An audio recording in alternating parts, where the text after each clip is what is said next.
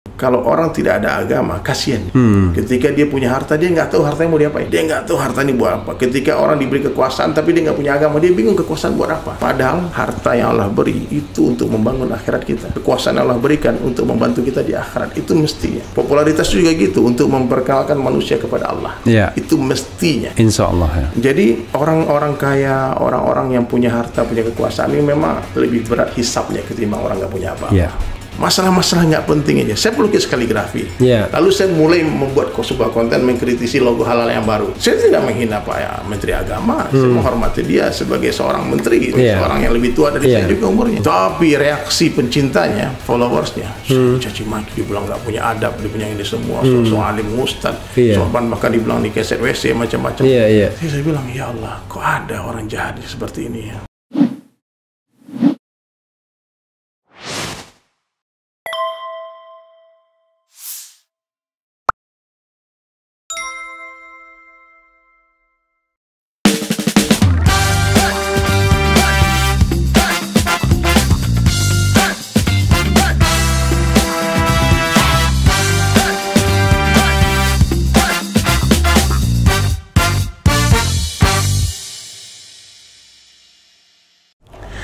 Assalamualaikum warahmatullahi wabarakatuh, Sobat RH sekalian.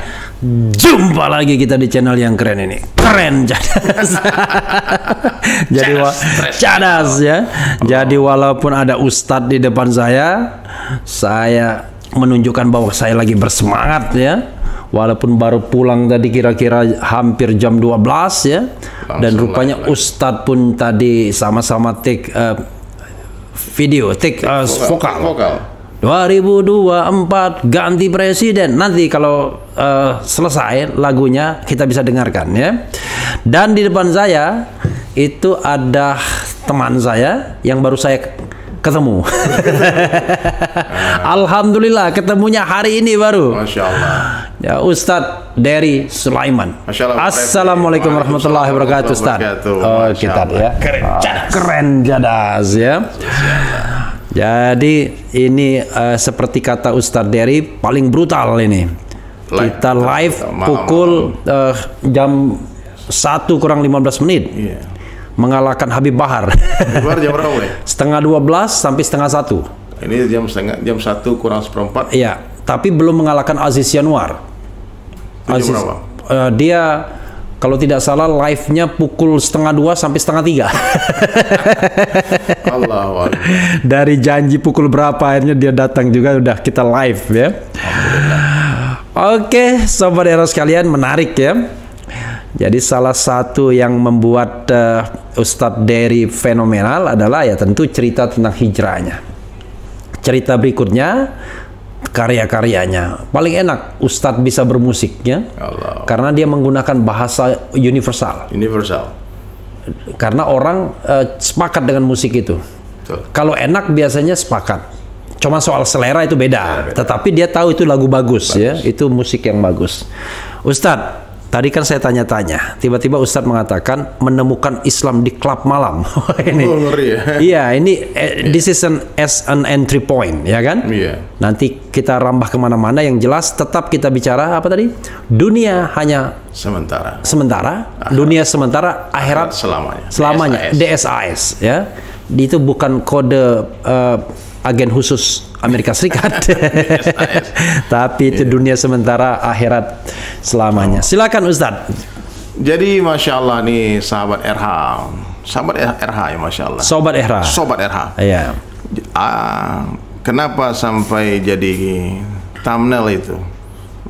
Menemukan Islam di klub malam. Memang ujung-ujung lam-lamnya ini kayaknya ada pengaruh orang Wong Kito Galonya. Ujung-ujungnya sama ya mantap. Wong Kito Galau, Wong Kito Gilo. Jadi begini Bang Refli. Saya terlahir di Sumatera Barat. Jadi orang Awak ini sebetulnya Sumatera Barat di Kota Solok. Kota Solok. Ya, Solok. Kotanya. Bukan, saya di kampungnya di Saniambaka namanya. Tapi Kota Solok bukan kabupaten. Ya, kabupaten. Oh, Kabupaten Solok. Di pinggir Danau Singkara. Jadi alhamdulillah saya terlahir dari keluarga yang sangat religius. Bapak almarhum Ustadz juga, Haji Nasrullah, IAIN Fakultas Dakwah. Jadi dari kecil itu memang ayah saya ini sudah men-setting Dery ini harus jadi dai. Cuman kuasa Allah ya, ini yang menjalankan hidup kita nih, takdir ini kan Allah yang mengatur. Saya disekolahkan dari awal, dari MDA, Madrasah Diniyah Awaliyah, kemudian ke Sanawiyah, mondok 3 tahun di Padang Panjang. Kemudian di hari ketiga yang dalam RUU Sisdiknas nggak masuk itu barang lagi. Sekarang pesantren udah hilang. Madrasah ya. Madrasah. Jadi, di pas ujian Eptanas kelas 3 Sanawiyah itu saya dapat ujian berat. Jadi mama kecelakaan sama bapak saya. Kemudian mama meninggal. Papa luka parah. Dan tahun berapa itu Ustaz? 94. Usia waktu itu? Kelas 3 Sanawiyah. Kelas 3 Sanawiyah. Iya, saya kelahiran 79. Sanawiyah itu SMP ya? SMP. Jadi hentakan tuh begitu berat rasanya, karena saya anak laki-laki satu-satunya, dimanja sama ibu sama orang tua, tiba-tiba meninggal. Dan saya hampir shock, betul-betul frustasi waktu itu Bang Refli. Nggak ada orang yang menyelamatkan saya waktu itu, merangkul saya, kecuali ada satu komunitas musik di Padang waktu itu, underground metal. Apa namanya? Musik, komunitas underground itu. Underground ya? Musik metal. Jadi saya sempat terpikir untuk mati dan sebagainya. Pokoknya frustasi berat saya waktu itu, depresi berat.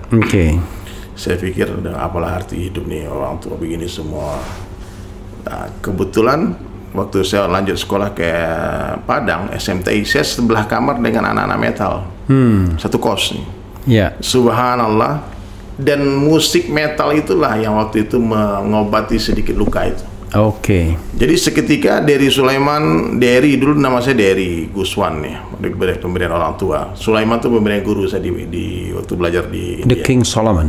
King Solomon. Jadi anak-anak metal ini merangkul saya waktu itu. Sedikit kesedihan itu hilang. Kesedihan itu hilang. Dan saya memutuskan waktu itu, inilah jalan hidup saya, metal ini. Saya bilang sama papa saya waktu itu, saya tidak mau masuk jadi ustadz. Saya mau jadi artis, mau jadi musisi metal saja.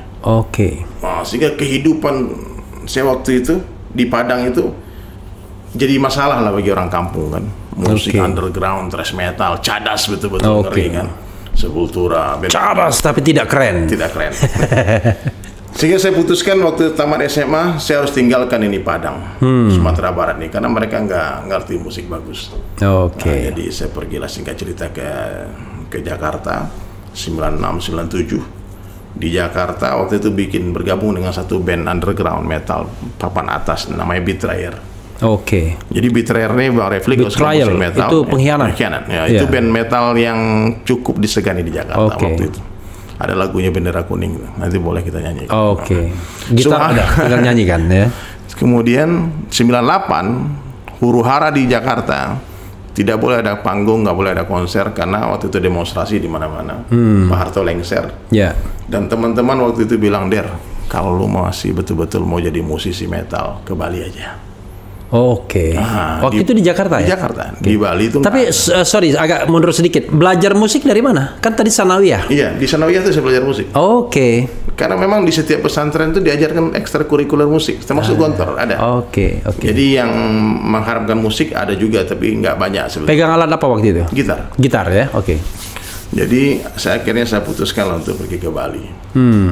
Di Bali berpindah-pindah dari satu kafe ke kafe lain, dan kebetulan hobi saya juga melukis. Di Bali itu tahun berapa mulai? 98. 98 itu ya, saat 98, itu juga. Ya, saya 1 minggu di Bali, Pak Harto lengser. Jadi di Bali saya temukanlah, inilah tempat yang impian saya. Surga. Teman internasional, warna-warni kulitnya kan. Terus di Legian itu satu desa kecil, ratusan kafe, diskotik. Dan kita bisa manggung suka-sukanya di mana-mana. Jadi 98, 99, 2000, 2021 lah saya kembali sebetulnya. 2021 itu saya mulai. 2001 kemarin. 2001 itu saya memutuskan untuk masuk masjid. Gara-gara. Kenapa? Gara-garanya kan? Gara-garanya. Tapi kalau gara-gara itu, kalau Palembang itu gara-gara itu bukan sebab musabab. Apa? Gara-gara itu mau cari masalah. Oh, cari masalah. Asbab ya, penyebab. Iya. Jadi di Bali itu kan minoritas Muslim. Sambil minum nggak apa-apa tadi? Ya boleh. Ini kopinya enak banget ya, wangi. Wah iya. Di Bali itu minoritas Muslim. Jadi setiap ada jamaah tabligh, Bang Refli tahu jamaah tabligh, orang yang datang di rumah ke rumah, dia datang jangan-jangan. Tetangga saya jamaah tabligh nih. Iya, ada. Ada. Iya, siapa? Itu. Kebetulan dia ini rumah yang ini. Nah. Jadi dia keliling-keliling terus kan. Jadi saya ini termasuk target operasi mereka. Oke. Saya tahunya ketika masuk masjid dari tahun 98 itu nama saya sudah ditulis Dery, target. Jadi musyawarah kan, ini ada orang Padang nggak pernah ke masjid, orang Padang, orang punya gondrong dulu saya dulu. Dan mereka tahu latar belakangnya jangan-jangan ya? Enggak juga. Enggak juga ya, pokoknya tahunya Padang aja. Orang ini error aja gitu, hari-hari di kafe, hari-hari di diskotik, hari-hari main musik gitu, hari-hari. Jadi setiap jamaah yang datang itu pasti ke Bali ya, pasti dia datang galeri saya. Saya punya galeri lukisan di Bali waktu itu. Oh iya, Ustadz punya bakat melukis ya? Melukis ya, alhamdulillah. Dulu saya melukis potret, dia melukis sketsa wajah Bang Refli itu bisa mirip insya Allah. Oke. Nah, kemudian akhirnya itu hijrah juga jadi pelukis kaligrafi kan.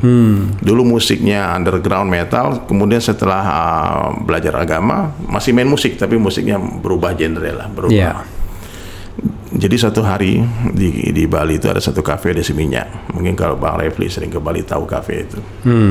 Sangat famous. Jadi saya lagi manggung. Ya. Tiba-tiba datanglah orang berpakaian semacam ini. Pakai sorban, pakai jenggot. Berarti jamaah tabligh. Jamaah tabligh masuk ke kafe.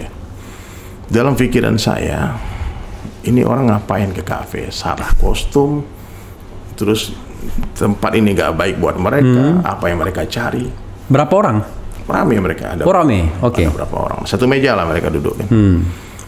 Subhanallah, saya bilang jangan-jangan ini orang mau ngebom. Pikiran saya gitu. Saya paling nggak suka lihat orang pakaian kayak gini. Karena 2000 berapa itu? Itu belum WTC belum. Oh belum. Tapi waktu udah. Tapi belum bom Bali ya, belum bom Bali ya. Belum. Subhanallah. Ini kenapa? Jangan-jangan dia mau marah-marahin saya? Karena saya salah satu sebab saya pergi ke Bali juga itu karena saya nggak nyaman dengan keadaan di Jakarta, di Padang. Dikit-dikit haram, dikit-dikit gak boleh semua. Saya pikir saya harus cari agama lain deh di Bali. Liberasi. Ya, karena saya pikir Islam ini nggak cocok buat saya. Karena ini nggak boleh, ini nggak boleh, ini nggak boleh. Terus ngapain dong? Sementara saya seniman, ngelukis nggak boleh, main musik nggak boleh. Terus gimana caranya? Akhirnya saya ke Bali. Di Bali saya temukan surga itu. Saya temukan apa yang saya cari. Saya senang. Senang. Tapi ternyata setelah belajar agama, saya bisa membedakan apa itu senang, apa itu tenang. Oh, luar biasa ya. Ternyata senang tuh belum tentu tenang. Subhanallah.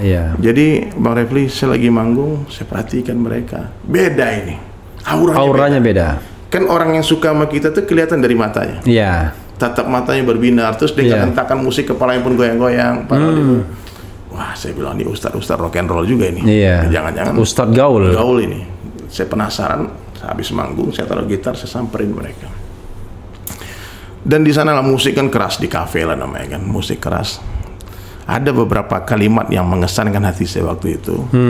Yang bukan mengesalkan ya, mengesankan. Dia bilang apa? Kamu orang mulia. Coba bayangkan Bang Refli, dandanan kayak gitu di tempat maksiat. Tempat yang gelap, tiba-tiba datang satu orang membawa kabar gembira, kamu orang mulia. Pikir hebat kali orang ini ngomong, orang mulia maksudnya apa? Kamu calon raja di surga. Luar biasa. Calon raja di surga. Kenapa? Karena di hatimu ada kalimat la ilaha illallah. Terus bilang, ngapain kamu ke sini? Ada beberapa juga dari luar negeri orang datang kan. Terus dia bilang, we come here looking for you. Ternyata dia siang hari sudah ke rumah dan orang di rumah ngasih tahu nyari dia malam. Kalau pagi dia. Dia orang luar negeri. Ada jamaah kan datang dari England, dari mana datang di sini. Tabligh kan seluruh dunia, Bang. Subhanallah. Saya bilang. Terus dia bilang, kami mau bicara banyak sama kamu. Please come to masjid. Nah, waktu itu Bang Refli saya bilang insya Allah. Kalau anak metal bilang insya Allah, dia pasti datang. Kenapa? Kalimat itu jarang-jarang terucap. Jarang. Nah, yang susah, yang bingung tuh yang tiap hari insya Allah nih. Insya Allah nggak datang-datang. Biasanya insya Allah untuk menghindari nggak datang, ya kan? Insya Allah, tapi dalam hatinya nggak datang gitu. Jadi saya intinya terpaksa sebetulnya saya masuk. Tapi teman saya bilang, bro nggak apa-apa, lu terpaksa masuk surga daripada sukarela masuk neraka. Oke, luar biasa. Terpaksa masuk surga daripada sukarela masuk neraka. Saya bilang oke lah. Akhirnya kami datang. Saya datang dengan teman saya ke masjid menemui rombongan jamaah itu. Iya. Ajib itu. Waktu itu sebelum ngomong panjang lebar Bang Refli, saya tanya dulu. Wait brother, I wanna ask you something. Sebelum kita ngomong panjang lebar, aku tanya satu perkara. I'm musician, you know. Aku ini musisi. What's your opinion in Islam about music? Bagaimana pendapat orang Islam tentang musik? Jawabannya hikmah, wisdom. Dia bilang musik boleh metal, sholat nggak boleh tinggal. Wih, luar biasa. Keren, kan? Jadi musik boleh metal, sholat tak boleh tinggal ya. Luar biasa. Bisa kita bikin pantun depannya. Iya. Bisa diatur itu. Ya kan, badan boleh gatal, ya kan? Badan boleh gatal. Tapi jangan kelihatan janggal, ya kan? Musik boleh metal. Tapi sholat jangan tinggal. Oh, kali itu. Catat di kolom komentar. Ya. Kalian tulis di kolom komentar tuh. Badan boleh gatal. Tapi jangan kelihatan janggal. Kelihatan janggal. Ya, musik kan? Boleh metal, sholat jangan ditinggal. Masya Allah. Deal itu. Jadikan kaos. Nah, jadi teman saya juga bertanya waktu itu, dia bertato kan. Dia bilang, gimana kalau orang bertato sholat? Sah nggak sholatnya? Jawabannya pun ajib lagi. Orang bertato sholat tuh luar biasa. Yang aneh tuh nggak punya tato nggak sholat. Mantap kali. Jadi kami itu betul-betul waktu datang ke masjid itu Bang Refli, itu dicuri hatinya. Ikram kasih minum. Pokoknya nggak bisa lepas. Saya mau pulang sebentar sampai waktu itu 3 hari 3 malam kami di masjid. Bayangkan 3 hari 3 malam di masjid. Tidak balik? Tidak balik. Oke. Ya, dibilang karena kita terlalu enak dikasih makan, kasih minum, ini semua ikram lah. Dimuliakan. Jadi selama 3 hari 3 malam di masjid itu, Bang Refli, Allahu Akbar. Allahu Akbar. Jadi walaupun malam begini ada tamu. Ada tamu, Masya Allah. Teman-teman baik. Ini suami istri. Assalamualaikum Bang. Oke. Inilah enaknya podcast. Orang datang kita tidak terganggu. Tidak terganggu. Silakan Dad. Jadi selama 3 hari 3 malam, coba bayangkan. Saya tadinya nggak pernah sholat. Jaga wudhu sempurna. Batal wudhu lagi. Karena itikaf di masjid kan? 3 hari 3 malam itu. Sholat berjamaah tanpa tertinggal takbiratul ula bersama imam. Otomatis kan? Mungkin orang sholat kita nonton kan? Pasti sholat. Selama 3 hari 3 malam. Ilmu sholat dan lain sebagainya bacaan dimuzakarahkan. Dan sudah tinggal direaktivasi kan kelihatannya kan? Kan? Kawan saya itu nangis dia sholat. Nangis. Malam sampai ustadz pun takjub, ini anak-anak metal sholat bisa nangis. Dia tanya, kenapa kamu nangis? Dia bilang, aku lupa bacaannya. Saking lamanya nggak sholat, lupa bukan karena diinjak kakinya. Kalau lawak kan diinjak kakinya. Allahu Akbar. Jadi selain ustadz ada teman-teman lain juga. Berapa orang? Rame kita waktu itu. Rame ya? Oke, sekumpulan anak metal pokoknya. Di Bali itu yang dapat hidayah itu memang anak-anak pantai, anak-anak metal, pengedar narkoba, macam-macam mereka semua. Dan mereka memang sebelumnya Muslim, bukan convert, bukan? Ada yang convert juga. Oke. Jadi selama 3 hari 3 malam itu seperti diceburkan dalam suasana agama, dimandikan oleh cahaya. Yang didengar kebesaran Allah, cerita tentang surga, neraka, kubur, kematian, malaikat, nabi-nabi, ya. Yang didengar hari-hari ayat Al-Quran, hadis. Selama 3 hari mata istirahat maksiat, telinga tak maksiat, lisan tak maksiat, pikir tangan kaki tak maksiat.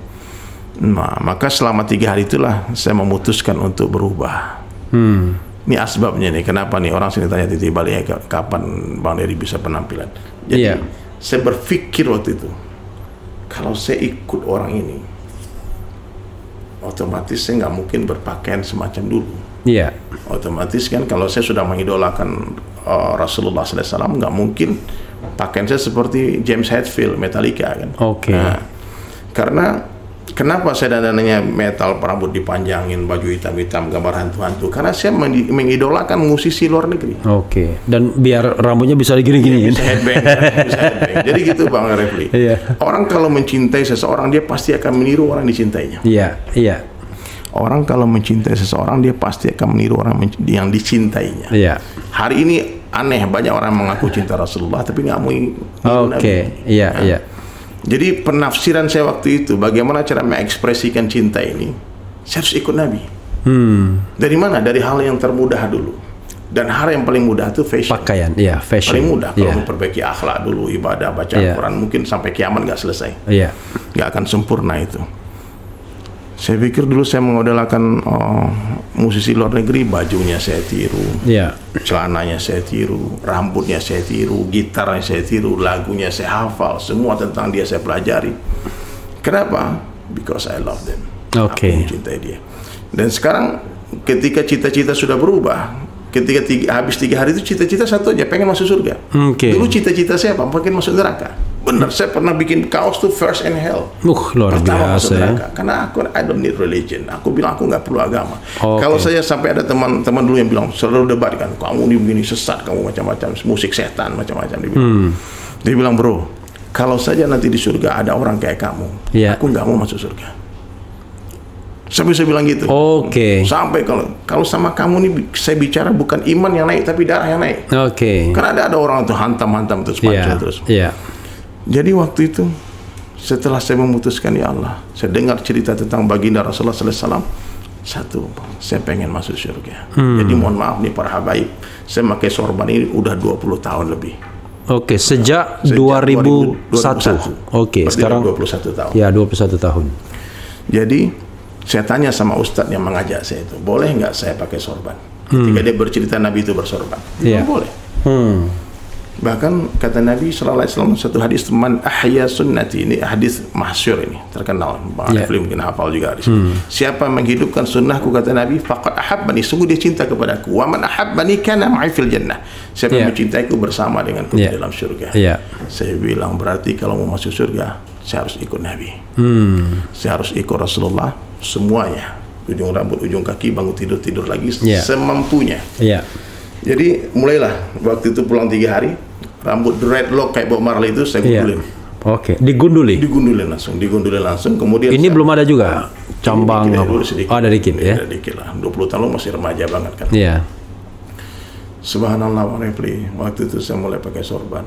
Dan bertepatan dengan saya mulai. Jadi waktu itu Mas 2001 usia baru 20 tahun ya? 22 tahun. 21 tahun.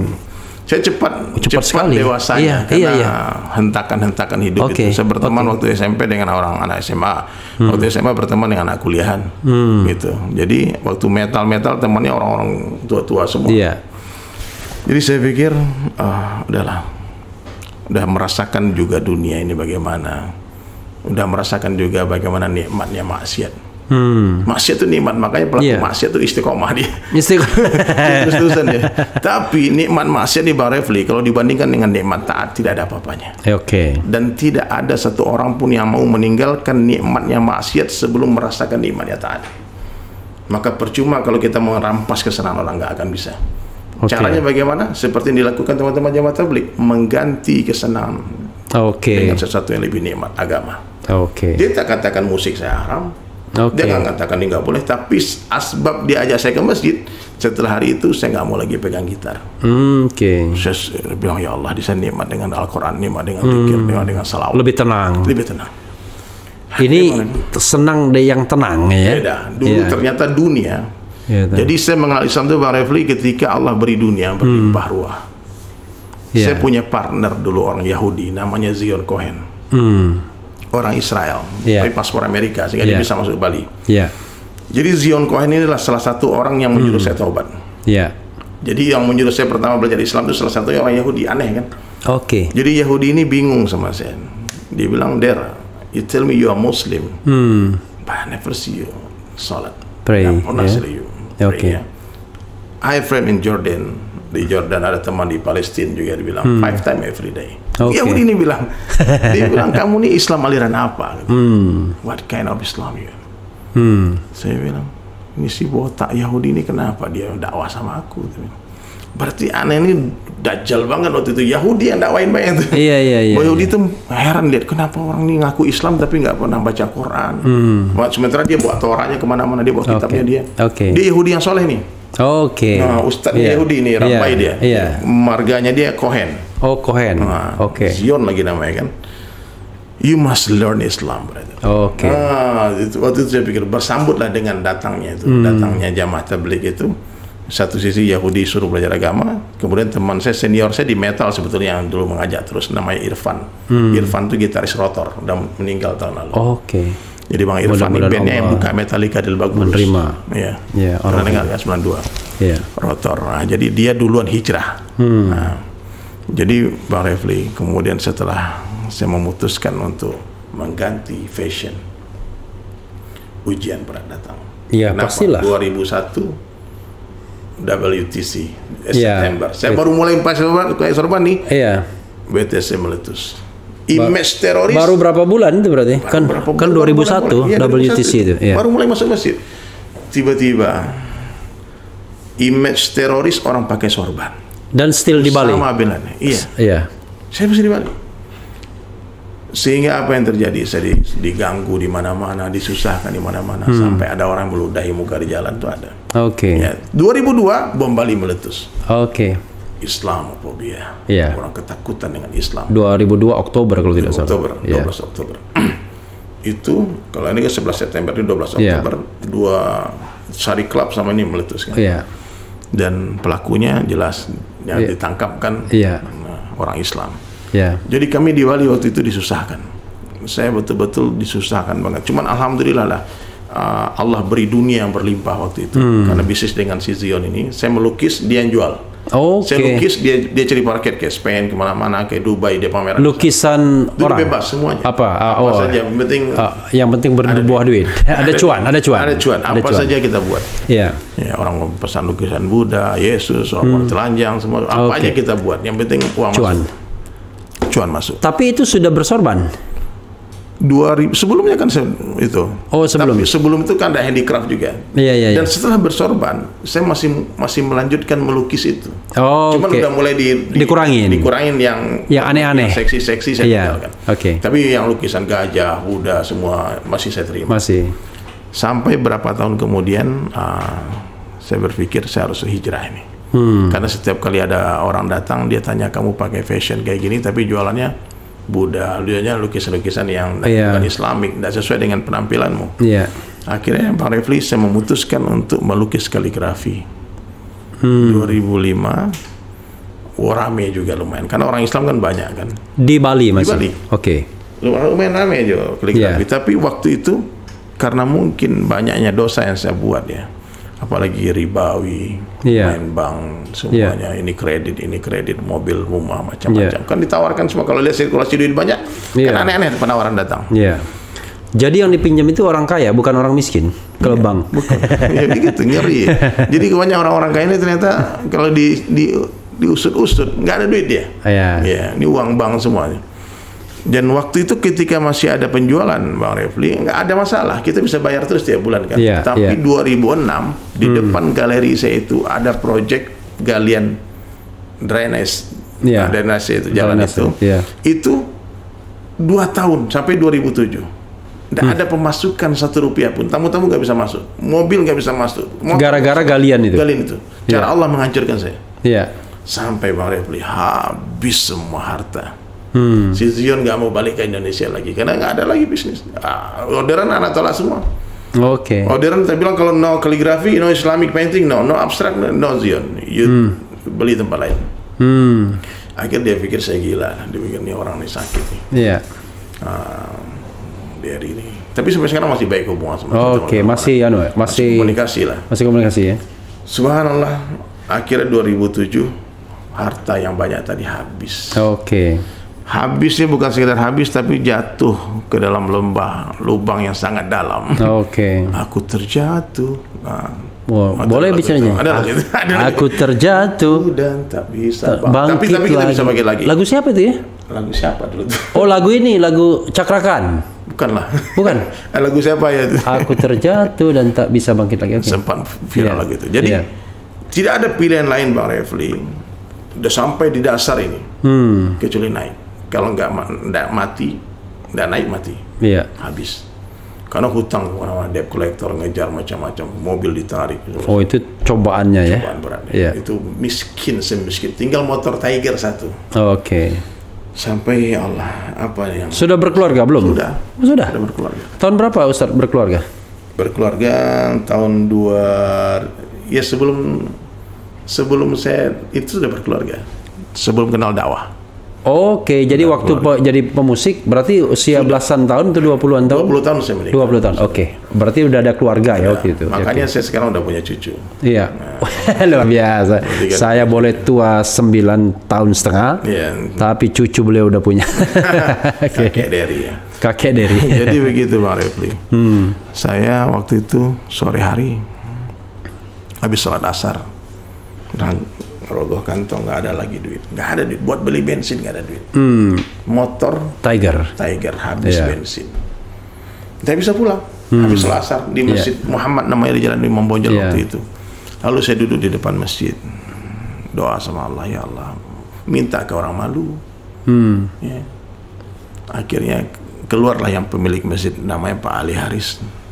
Dia bilang, Sulaiman. Masih pakaian begini? Masih pakai gini. Saya nggak pernah lepas ini. Oh, nggak pernah lepas? Sejak 20 tahun, 21 tahun nggak pernah? Saya nggak pernah lepaskan sorban ini. Oke. Karena saya tahu betul Bang Refli keadaan iman saya. Iya. Saya kalau nggak pakai kayak gini di Bali habis sudah. Habis, oke. Karena bule-bule datang nyosor sana nyosor. Iya. Godaannya tinggi ya. Kalau kayak gini pakaian kita bule gini. Iya. Muslim, you holy man. Kita nggak boleh touch. Muslim don't touch woman. Bahkan ngasih duit pun nggak mau ke tangan kita dia. Iya. Don't touch money. Oke. Jadi aman lah dengan ini bagi saya pakaian ini Bang Refli pagar diri. Protektor ya. Protektor pagar diri saya. Saya tidak ada sedikit pun ada perasaan sok-sok jadi Habib dan semua nggak ada. Kadang-kadang para Habib salah paham. Ini siapa sih diri? Saya bilang saya memang bukan Habib, saya Habib. Arab bukan India bukan. Saya Habib Arab bukan India bukan. Bukan Arab ya. Bukan saya pakaian kayak gini betul-betul Arab maklum ya. Arab cemas. Jadi semata-mata hanya karena cinta saya kepada para habaib, kepada ulama, kepada Rasulullah. Mudah-mudahan nanti bisa berkumpul dengan mereka di surga. Amin ya rabbal alamin. Nanti Ustadz cari saya nanti, jangan dibiarkan saja. Pak Refli, insya Allah di channel banyak manfaat ini. Amin ya rabbal alamin. Jadi Pak Refli, Pak Ali Haris itu keluar dari masjid, dia lihat saya lagi duduk termenung di depan masjid. Dibilang, Sulaiman, ghani mut, fakir mut. Oke. Orang kaya mati, orang miskin mati. Itu lagu Ustadz tuh. Orang kaya mati, orang miskin mati. Belum ada. Oke. Mendengar kalimat orang kaya mati, orang miskin mati, saya baru memperbaiki posisi duduk saya. Saya bilang, kenapa saya harus stres? Kenapa harus galau? Ntar lagi mati, orang kaya mati, orang miskin mati, nggak apa-apa. Iya. Akhirnya Allah kasih rezeki, saya beli bensin, saya pulang. Dalam perjalanan pulang, rezeki itu dari mana? Ada orang kasih. Oke. Allah hantar. Nih tiba-tiba ada orang beli bensin. Oke. Subhanallah. Saya pulang dapat ilham, syair, nada. Seperti Bang Refli bikin lagu kan, kadang-kadang duduk, gelar nada itu kan. Meskipun nggak bisa main musik, kita bisa bikin lagu sebetulnya. Maka saya pulang di motor, orang kaya mati, orang miskin mati, orang kaya mati, orang miskin mati. Itu aja. Sampai di rumah, istri lagi nyuci di kamar mandi, saya lagi, aku ada lagu bagus. Ambil kertas, tulis syair. Wahai manusia, belum ada, karena gitar udah nggak tahu kemana waktu itu, nggak ada. Jangan engkau tertipu daya oleh dunia yang fana sebagai tempat. Nggak afdol begitu. Itu gitar. Ada gitar. Ada gitar. Jadi itu gitar Ogi itu. Oh, Masya Allah, gitarnya Ogi. Jadi Bang, terciptalah lagu. Nggak punya rumah pun nggak masalah. Tapi kalau mati nggak punya iman, itu masalah. Harga iman dalam pandangan Allah Subhanahu Wa Taala sebesar darah. Itu Allah Taala harganya dengan surga yang luas 10 kali lipat dunia. Makanya kita semua wajib mengusahakan iman kita. Bagaimana caranya? Nabi Sallallahu Alaihi Wasallam satu hadis, jadidu imanakum, kaifa nujadidu imanana ya Rasulullah? Aksiru min qawli la ilaha illallah. Wahai manusia, jangan engkau tertipu daya oleh dunia yang fana sebagai tempat ujian bagi kita. Dunia sementara, akhirat selama-lamanya. Ayo semua semuanya dari studio aja nyanyi ya. Orang kaya mati, orang miskin mati, raja-raja mati, rakyat biasa mati, Pak Presiden mati, Pak Gubernur mati, Refli Harun mati juga, Sulaiman mati juga. Semua pergi menghadapi lagi dunia yang dicari, tak ada yang berarti. Dunia yang dicari takkan dibawa mati.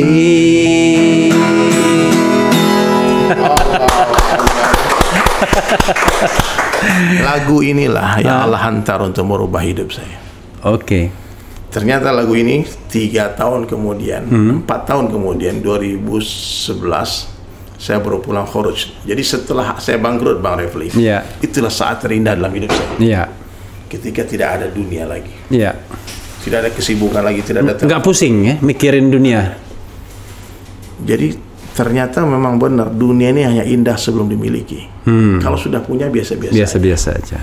Makanya kalau orang tidak ada agama, kasihan dia. Ketika dia punya harta, dia nggak tahu hartanya mau diapain. Dia nggak tahu hartanya buat apa. Ketika orang diberi kekuasaan tapi dia nggak punya agama, dia bingung kekuasaan buat apa. Padahal harta yang Allah beri itu untuk membangun akhirat kita. Kekuasaan yang Allah berikan untuk membantu kita di akhirat, itu mestinya. Popularitas juga gitu, untuk memperkenalkan manusia kepada Allah. Itu mestinya. Insya Allah ya. Jadi orang-orang kaya, orang-orang yang punya harta, punya kekuasaan ini memang lebih berat hisabnya ketimbang orang nggak punya apa-apa. Dan hubungan hati dengan Allah pun mudah. Dulu kalau kita sini nggak ada duit, ngerogoh nggak ada duit, naik ke atas, tidak ada pilihan lain kecuali ke atas. Sekarang maaf ya, ketika masih ada saldo banyak, itu tangan ke atas tuh kemungkinan besar acting saya. Karena hati kita masih ke kantong kita, masih aman. Masih ngitung pas doa. Masih aman kan. Nah, jadi gitu. Jadi 2008 saya keluar 4 bulan. Saya meluangkan waktu saya 4 bulan di jalan Allah. 4 bulan itu saya tinggalkan rumah, tuh keliling dari rumah ke rumah, kampung ke kampung. 2009 saya ke Padang 4 bulan. 2010, 2011 itu ke Hong Kong, saya ke Cina. Lalu keliling. Keluarga bagaimana nafkahnya? Keluarga memang udah biasa ditinggalkan. Nafkahnya? Nah itulah, nafkah itu sebetulnya yang paling penting kan iman dulu. Ya, kalau tidak ada iman, sebanyak apapun harta ditinggalkan nggak akan siap dia. Ya, jadi ketika istri faham dengan perkara ini, justru saya disuruh keluar.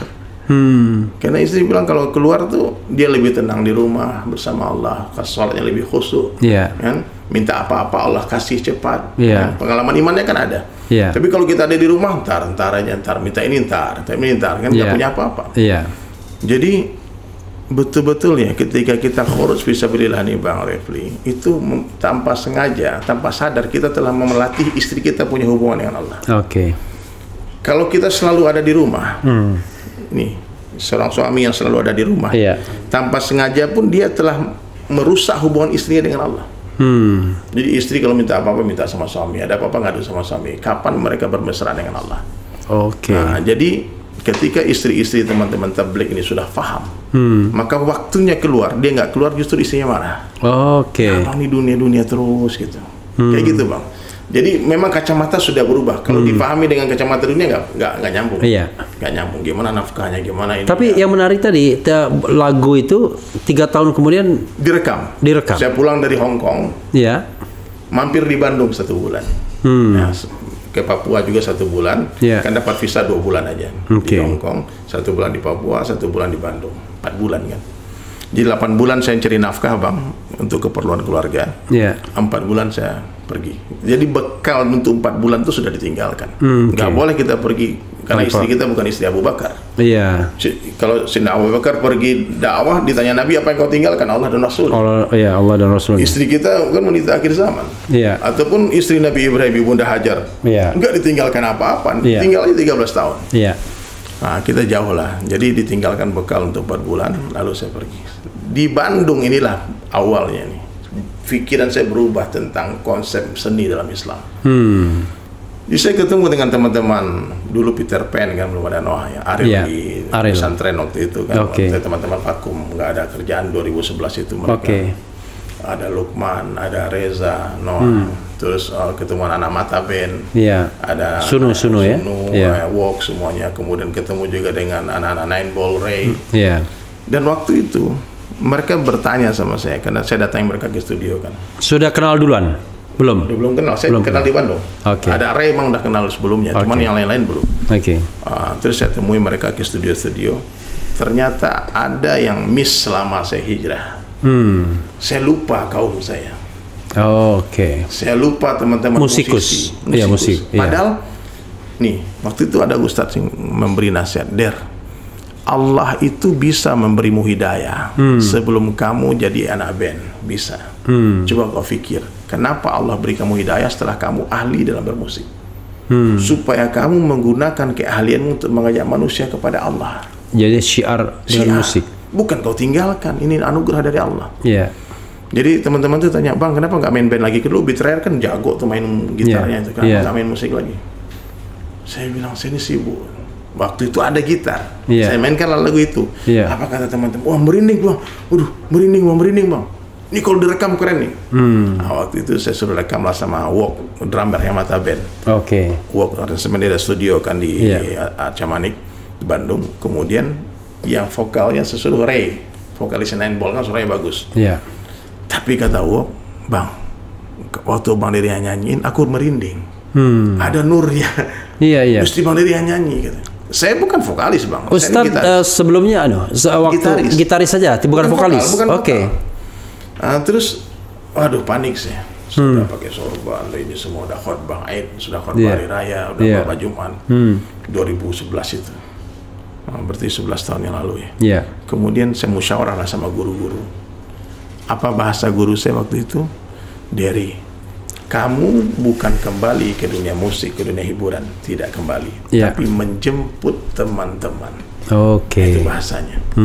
Jadi kamu menjemput teman-teman karena pengembala yang sukses bukan pengembala yang pulang duluan sementara gembalanya ditinggal. Kita punya ini pengembala ada kambing 100 ekor. Udah petang, dia buru-buru pulang. Ditinggal di kambingnya. Dihajar nggak sama majikannya? Pasti dihajar. Meskipun agak terlambat dikit sampai di kandang, tapi semua kambing masuk ke kandang. Oh iya juga, saya bilang. Akhirnya saya mulailah menyetujui kesepakatan akhirnya saya nyanyi. Akhirnya nyanyi lagu itu saya, Ray sama Sunu.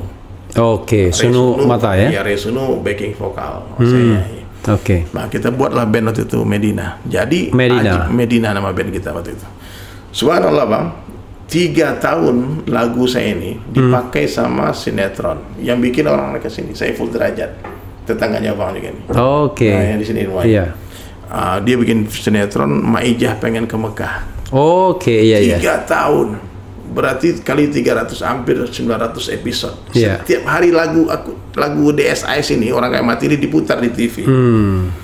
Sehingga satu judulnya Indonesia, apa? DSIS. DSIS itu judul lagu itu. Dunia Sementara Akhirat Selamanya. Jadi orang tahu lagunya tapi nggak tahu penyanyinya siapa. Saya lagi duduk di bis kota di Jakarta. Tiba-tiba pengamen naik nyanyiin lagu itu. Orang kaya mati, orang miskin. Lagu siapa itu? Ahmad Dhani Ustaz. Dia asal-asal ngomongnya orang. Karena dia memang saya nggak pernah tampil. Saya di Bali kan. Akhirnya 2015 saya dikontrak sama Trans 7 waktu itu untuk bikin acara namanya Ngopi. Setiap subuh pagi ngobrol perkara iman. Bukan ngopi yang begini ya. Bukan ngopi gini. Tapi ini boleh juga diminum. Boleh juga. Bismillah. Jadi Bang, ini jadi cerita panjang lebar gitu. Saya jarang sekali cerita kayak gini. Itu sangat bermakna dan berharga. Kali ini. Jadi disitulah Allah balikkan. Yang tadi orang nggak kenal jadi kenal. Kemudian saya produk. Yang bis kota tadi gimana ujungnya? Nggak tahu. Ya Ustadz biar dia diemin aja. Bilang lagu saya nggak percaya juga, belum ada video klipnya. Akhirnya kita bikinlah project itu di Trans 7. Tiap pagi subuh ada acara ngopi. Datangi anak metal, datangi bencong-bencong di jalan. Itu on the spot? On the spot. Kita dakwah on the street.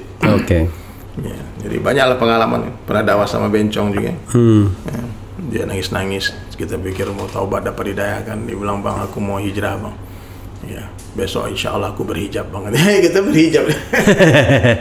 Jadi aneh-aneh bang. Makanya kalau kita turun ke masyarakat, ke umat ini, kita nggak mungkin marah-marah. Iya.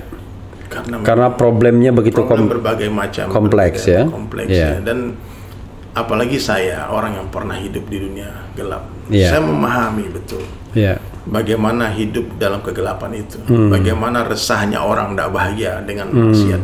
Orang kalau nggak taat sama Allah, Bang Refli, sekaya apapun dia pasti susah. Pasti susah. Bang Refli kan berteman dengan banyak miliuner, orang-orang hebat-hebat.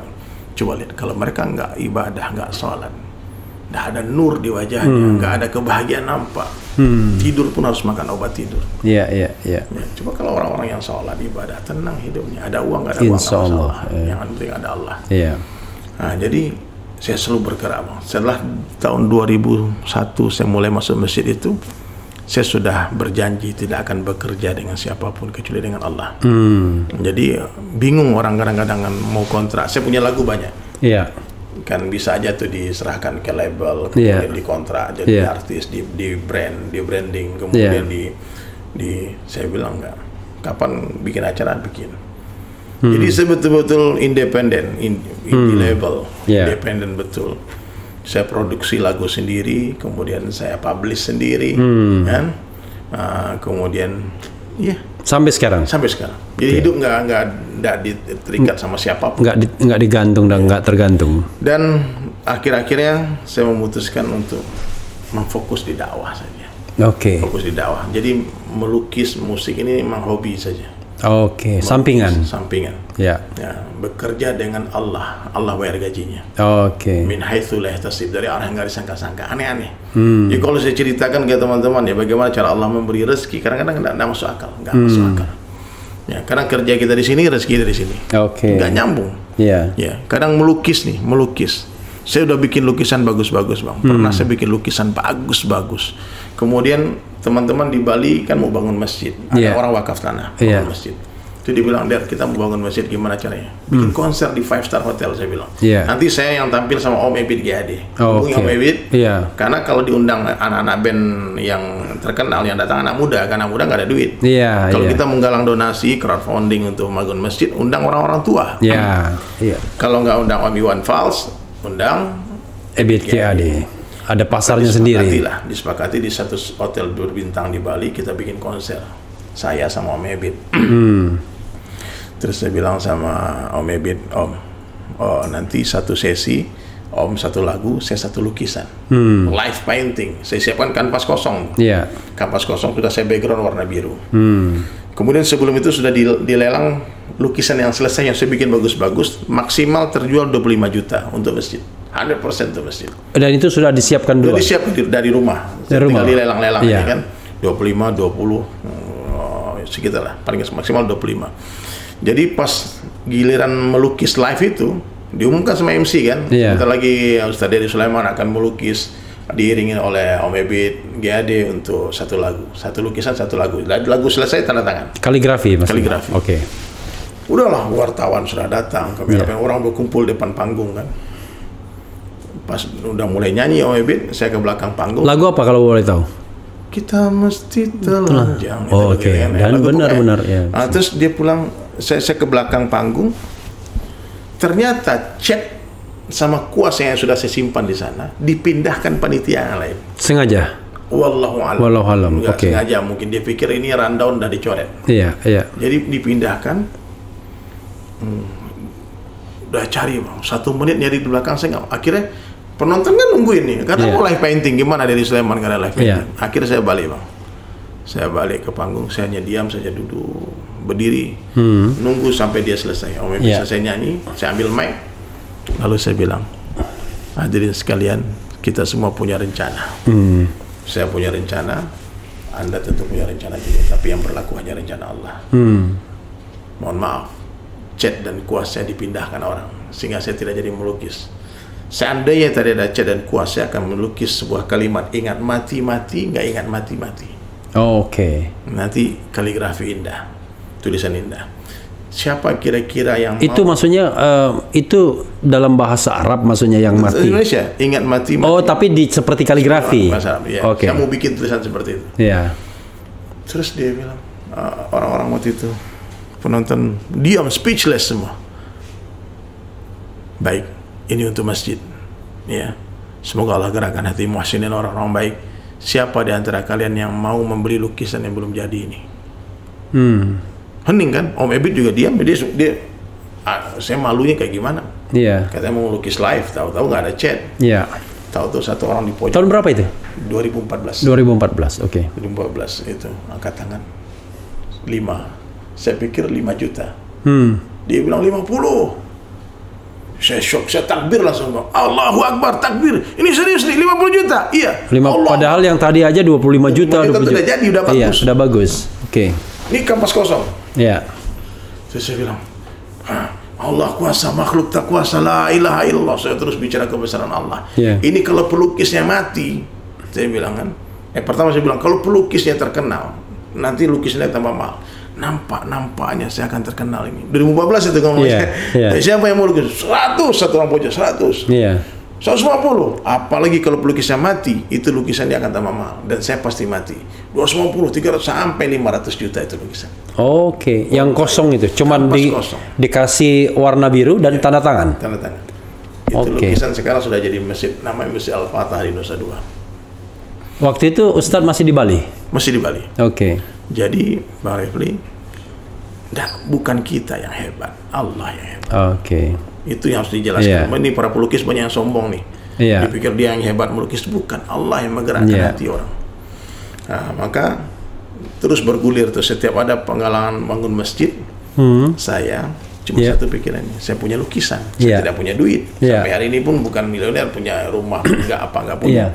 Saya bilang saya ada lukisan. Waktu Imam Samsi Ali bangun pesantren di New York, saya menyumbang 10 lukisan di dua kota, bikin konser kan, di Jakarta di Kuningan, sama di Bandung di Trans Luxury Hotel. Dan saya melukis di atas panggung, Opik nyanyi.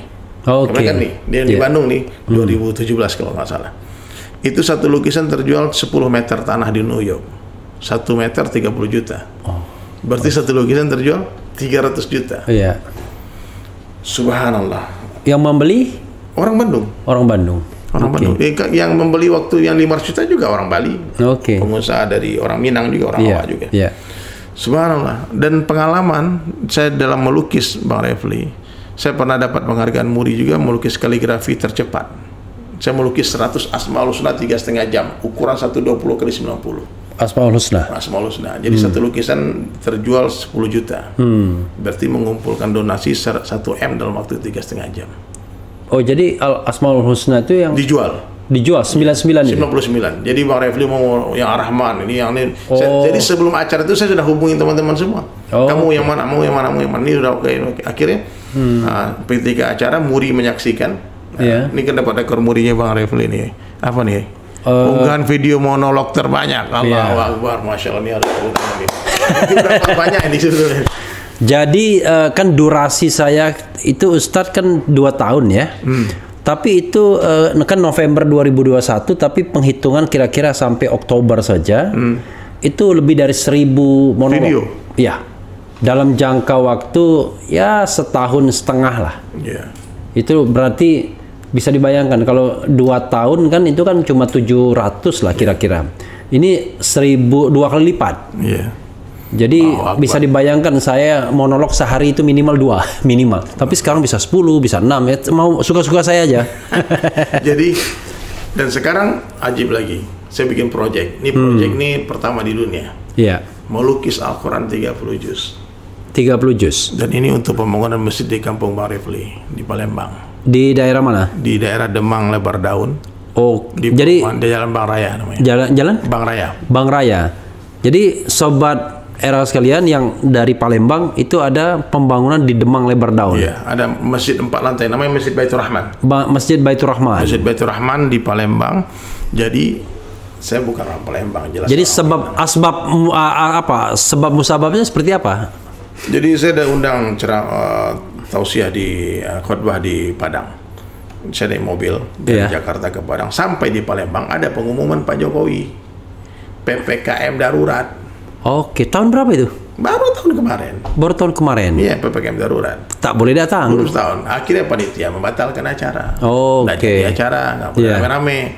Akhirnya saya putuskan daripada ke Padang, mendingan aku berhenti di Palembang aja. Ngapain mau habis-habisin bensin ke sana kan? Acara kan?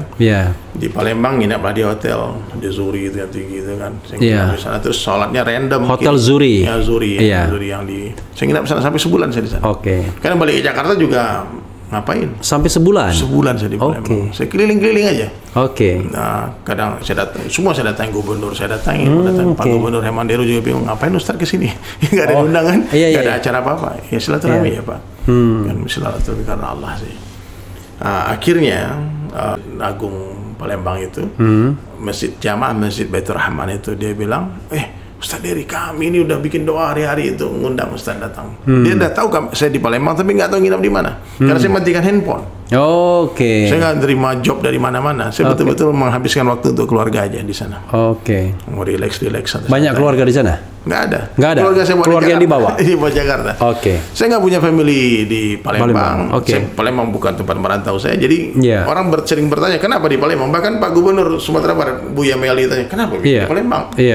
Nggak tahu juga saya bilang. Jadi akhirnya saya datanglah ke Masjid Baitur Rahman itu. Saya lihat masjid yang besar kerangkanya 4 lantai. Ternyata ini terhenti pembangunnya asbab pandemi. Jadi donatur yang tadinya berencana mau membangun masjid itu, bisnisnya ada yang bangkrut, ada yang muntaber, mundur tanpa berita. Itu seperti orang pacaran tuh muntaber. Ya, mundur tanpa berita. Akhirnya ketua masjidnya waktu itu Pak Najib namanya, dia bilang, Ustaz bisa nggak dipegang ini, ditulis di sobekan map itu pakai spidol BSI 77 888 44491 terus nomor 772298 duanya 6 kali 98 ditulis. Terus saya bikin kan, nanti boleh teman-teman yang mau donasi ke masjid itu silahkan. Nanti saya taruh di sini ya, sobat daerah sekalian, saya taruh di di deskripsinya dan silakan nanti kalau nanti mau donasi donasi ke sana. Saya ikhlasnya nggak apa-apa, banyak yang penting ikhlas. Daripada sedikit tapi diungkit-ungkit malah jadi penyakit nanti. Luar biasa. Lebih baik banyak tapi ikhlas daripada sedikit diungkit-ungkit. Akhirnya saya putuskan waktu itu Bang Refli untuk melukis 30 juz Al-Quran di masjid itu. Setelah saya berkunjung ke Bait Al-Quran di Gandus. Itu punya teman saya itu. Sofatila. Sofatila itu mengukir Al-Quran di atas kayu. Sofatila itu anak angkatnya mantan ketua DPR, Marzuki Ali. Iya, ajib tuh. Bagi saya apa yang dia buat nggak masuk akal. Kalau Kiai Opat bisa mengukir Al-Quran di atas kayu, saya harus bisa melukis Al-Quran di atas kanvas. Itu motivasinya. Maka saya umumkan waktu itu, 1 halaman donasi, 1 halaman Al-Quran, donasi 10 juta, nanti nama donatur saya tulis di setiap lukisan. Jadi kalau Bang Refli nyumbang 1 halaman, nanti saya tulis namanya di sana. Nanti kita sedang mengumpulkan 604 nama. Ya, sekarang alhamdulillah sudah terkumpul 420 nama. Berarti step by step, pelan-pelan antara orang-orang baik. Saya mau 1 halaman, saya mau 2 halaman, saya mau 10 halaman. Terserah, silakan. Siapapun yang berminat mau ikut melukis sejarah ini, silahkan ya. Itu masjid rumah Allah, bukan rumah orang Palembang. Itu rumah Allah. Nah, itu jadi, posternya ada waktu itu. Ininya yang nomor apa-apa? Nomor rekeningnya ada. Soalnya kalau memang ada bisa ditampilkan sebenarnya. Boleh nanti mungkin bisa dilihat di channel YouTube saya dari Sulaiman Sahabat. Enggak apa-apa. Ya nanti di deskripsi aja ya. Atau follow di Instagram saya juga sering saya upload di sana. Jadi sekarang Allah yang menyatukan kita sebetulnya, Bang Refli. Ternyata orang Palembang juga. Tempatnya di mana Bang Refli lahir? Saya lahirnya di Palembang. Palembang Kota. Bapak Ibu Ogan Komering Ilir, tapi saya lahir dan besar di Palembang sampai SMA. Kapan terakhir pulang? Terakhir pulang itu waktu pandemi kan ada undangan kegiatan di Palembang. Rasanya 2021 saya ada pulang ke Palembang. Tapi paling tidak 2020 saya pulang. Karena waktu itu ada acara. Hanya memang kan ibu meninggal 2019. Biasanya setiap tahun kita pulang Lebaran. Ibu udah nggak ada ini lagi. Jadi pulang Lebaran dan tahun 2020 nggak pulang untuk pertama kalinya, selain tidak ada ibu lagi juga karena memang pandemi ya, larangan mudik kan. 2021 juga larangan mudik juga, tapi dalam durasi yang 2020 dan 2021 tuh saya ada kegiatan di Palembang. Jadi biasanya naik pesawat ya? Ya naik pesawat, tapi pernah naik mobil. Ada jalan tol dekat. Jadi pernah sekali naik mobil itu tahun 2020. Gitu. Saya dalam tahun ini mungkin udah 6 kali bolak-balik. Oke. Ya. Iya, karena merasakan misi itu. Karena kalau ini alhamdulillah karena jalan tolnya lancar. Ya. Iya. Nah, jadi gitulah Bang Refli. Sekarang ya, saya selalu sampaikan ke teman-teman, dakwah ini bukan profesi. Dakwah bukanlah sebuah profesi, tapi apapun profesi kita wajib berdakwah. That's the point ya. Jadi enak ini ngomongnya. Jadi dakwah itu bukan profesi, tapi profesi apapun kita wajib berdakwah. Presiden itu wajib berdakwah. Jadi melalui Refli Harun Channel kadang-kadang saya berdakwah tentu dengan kemampuan saya. Jadi kadang-kadang cuma dengar cerita dari Ustadz kan, lihat YouTube, lihat referensi yang tidak seberapa. Saya ngikutin kok channel Bang ya, Refli Ajib. Ngeri-ngeri sedap kan. Ngeri-ngeri sedap. Allah jaga insyaallah ya. Insyaallah ya kan, karena kita niat baik kan. Ya, saya bilang kita ingin negara kita kan menjadi negara yang baldatun thayyibatun warafun ghafur ya kan. Amin ya Allah. Pemimpinnya amanah. Makanya saya bikin lagu juga judulnya Pemimpin yang Amanah, dari ilhamnya soal padang mahsyar. Kapan saya nyanyikan lagu Bang Refli, bikin lagu biayanya, saya jadi vokalisnya. Jangan Ogi terus. Bisa nanti kita bisa nanti sama Ogi kita udah ciptakan 7 lagu dalam jangka waktu 3 bulan terakhir. Karena saya baru bikin syair itu Desember tahun lalu. Jangan ada rekor muri lagi nih cipta lagu terbanyak. Sama Ogi. Silakan Ustaz. Nanti ini bukan cerita saya kan, ini adalah panggung Ustaz ya kan. Iya. Jadi di Palembang itu tiba-tiba tergerak saja. Oke.